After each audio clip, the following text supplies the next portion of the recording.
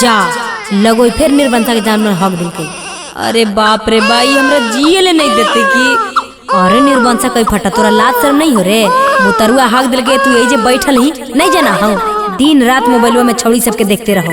हमरा में के जाने की कमी है कि हमारा देखल नहीं चाहो। काहे नहीं देखो रे निर्बंसा ले बुतरुआ हक दिल को जाके धोई। अगर पुराना टीवी या पुराना बेबी देखे में कोई मजा नहीं आवे। जाओ चुपचाप जाके धो। नहीं देखने तू देख हमार चेहरा देख गौर से देखी ना निर्बंसा आखिया मुनो तो रखिए जाके फोड़ दे बुके देखे लगी नहीं छोड़ रुक तोरा बताओ रुक। अगर मम्मी छोड़ देगे ना मार के अगर हम ढलवा को सही के जो वही जो बजा के चल जाही। अरे निर्बंसा तोरा इसी लात खाई दिन जैतू रे। हम तो मास्टर नहीं है जेकर काम के टेंशन रहो अब एकरा कहो ये चल के ऑपरेशनवा करा देही तो 4 गोल जल में करते भंगला के बेटा। अगर की दिक्कत है तू मास्टरी नहीं है ये है जैमे स्कूल बात 6-7 गो के लेने जाइए वो सब पढ़ता ही।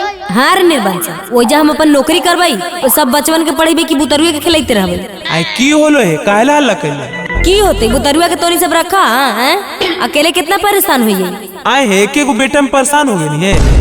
हम कैसे 5 गो बेटा बेटी के पाल पोस के बड़ा कर देंगे और तोरा से एगो नहीं संभाल पार लगा। सुनो मम्मी जी तोर जमाना हलो पुराना अब आगे ले हाई फाई के जमाना। अब के जमाना में हम दो हमारे दो समझ लो। अरे निर्बंसा रख बुतरुआ खिलाओ तब तक हम तैयार होके आबो ही हो। चलिए स्कूल में पहुँचा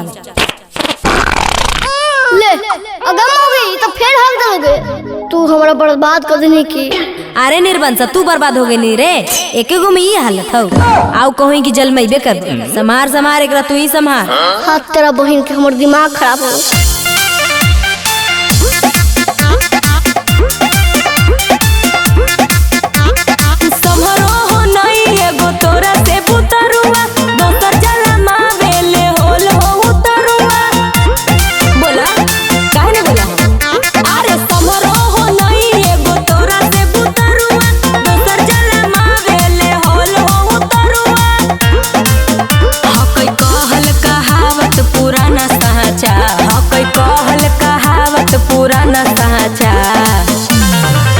नहीं बाल बच्चा पड़े नींद अच्छा नहीं बाल बच्चा पड़े नींद अच्छा नहीं बाल बच्चा पड़े नींद अच्छा।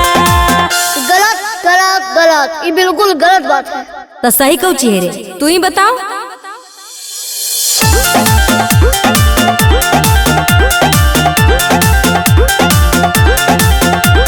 छोटो मोटो परेशानी से न डरेंगे साल साल भर में पैदा करेंगे।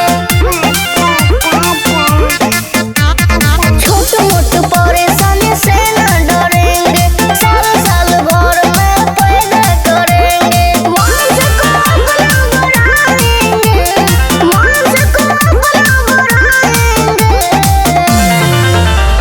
काजू किशमिश खाएंगे दर्जन भर जलवाएंगे। काजू किशमिश खाएंगे क्रिकेट टीम बनाएंगे। हाँ रे दोगलक बेटा फट के सट जे मेरे चरिकला। अगे छोटी से की मोटी है अभियो मैदान में डटल रहबो। अच्छा डटल रहा मेरे निर्बंसा तो डट ही न समारी पुत्र ले तोर बेटवा डीडी डायरेक्ट हो लो फिर हो गल को ले साफ करेंगे। हे हम नहीं करबो सब तू कर। नहीं हम नहीं साफ करेंगे। ले हवन का पे ना तेरा बहन के हमर दिमाग खराब हो कितना खिया हो गया। एके गो में दिमाग खराब होले।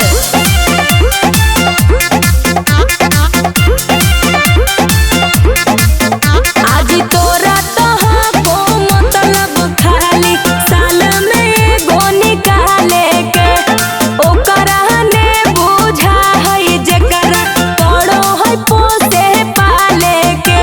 अगर हम हवन कवच पूरा करा देलियो पहना के ना रख जा दिन गए भाषण मोगी साफ कर तू पैखाना की चाहो कि तू मोगी बढ़े न खाना दाना।